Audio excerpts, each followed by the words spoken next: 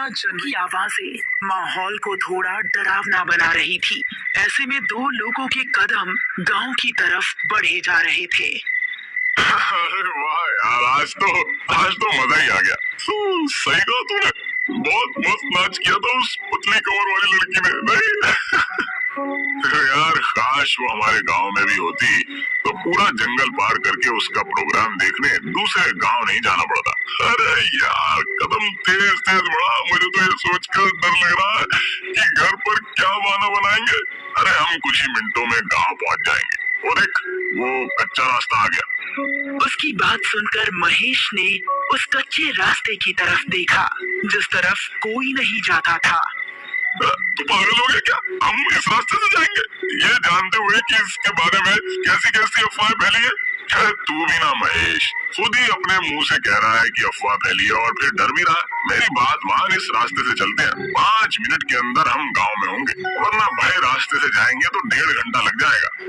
उसकी बात सुनकर महेश ने एक बार फिर से उस कच्चे रास्ते की तरफ देखा। वहाँ पर इस समय मौत का सन्नाटा छाया हुआ था। अरे चल यार, डरता क्यों है, मैं साथ हूँ ना। और उसको लेकर उस कच्चे रास्ते की तरफ बढ़ गया।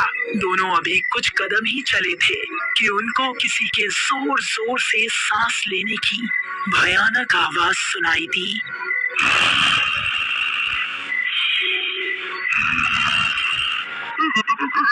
कौन है? अरे यार डरता क्यों है, कोई कुत्ता ही होगा।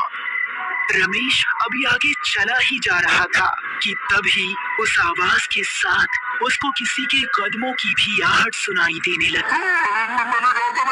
ठीक नहीं है, अब तो मुझे भी डरा रहा। देख, अंधेरा भी बहुत ज्यादा है, कुछ नजर नहीं आ रहा। अब बस हम दोनों अपने कदम गांव पहुंचकर ही रोकेंगे। तभी महेश की आंखें नजर आ रही थी। तेरे पीछे? अबे कौन है मेरे पीछे? रमेश ने जैसे ही पलटकर पीछे पकड़ा और उसको झाड़ियों में खींच कर ले गया। महेश बचाओ मुझे, महेश। वो बिजली की रफ्तार से रमेश की आंखों से ओझल हो गया। रमेश के डर का कोई ठीक तेजी से गांव की तरफ दौड़ने लगा और जब तक वो गांव नहीं पहुंच गया उसने अपने कदम नहीं रोके।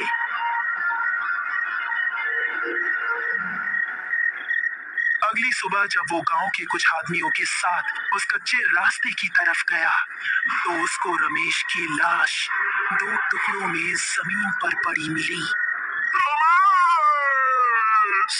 उसकी आंखों से आंसू बह रहे थे और इस तरह इस कच्चे रास्ते का खौफ माधवपुर में और ज्यादा बढ़ गया। इस घटना के 3 महीने बाद मोहिनी, जो कि 21 साल की एक खूबसूरत लड़की थी, अपनी विधवा माँ और छोटी बहन मेघना के साथ इस गांव में रहने के लिए आई। बेटा, हमने वो गांव छोड़कर ठीक नहीं किया। अब पता नहीं यहाँ के लोग कैसे होंगे। मम्मी, थोड़ा तो एडजस्ट करना ही पड़ेगा ना। उस घर का किराया बहुत ज्यादा था, कुछ दिन यहाँ गुजार लेंगे तो सब नॉर्मल हो जाएगा।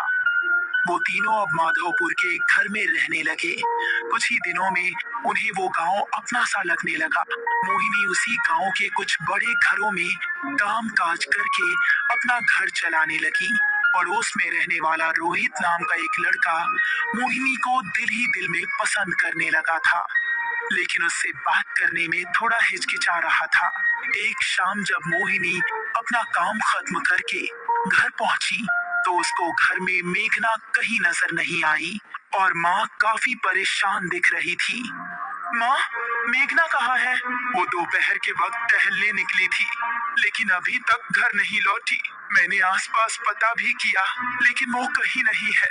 मुझे तो अब बहुत डर लग रहा है, पता नहीं कहाँ होगी वो। अरे माँ, आप डरिए मत, मैं अभी उसको ढूंढ कर ले आती हूँ। इतना कहकर मोहिनी घर से निकली और आसपास के इलाकों में देखने लगी, लेकिन उसको मेघना कहीं नजर नहीं आई। फिर घर वापस आते वक्त उसकी नजर उसी कच्चे रास्ते पर पड़ी। हर जगह देख लिया, लेकिन कहीं नहीं मिल रही। अब तो बस यही एक जगह बची है, हो सकता है कि वो यहीं पर हो। उसको जंगल जाना बहुत पसंद भी है। ऐसा कहकर वो उस रास्ते की ओर बढ़ गई। दोनों तरफ घना जंगल और उसके बीच से निकलता हुआ वो कच्चा रास्ता। अंधेरा होने पर वो बहुत ही भयानक लग रहा था।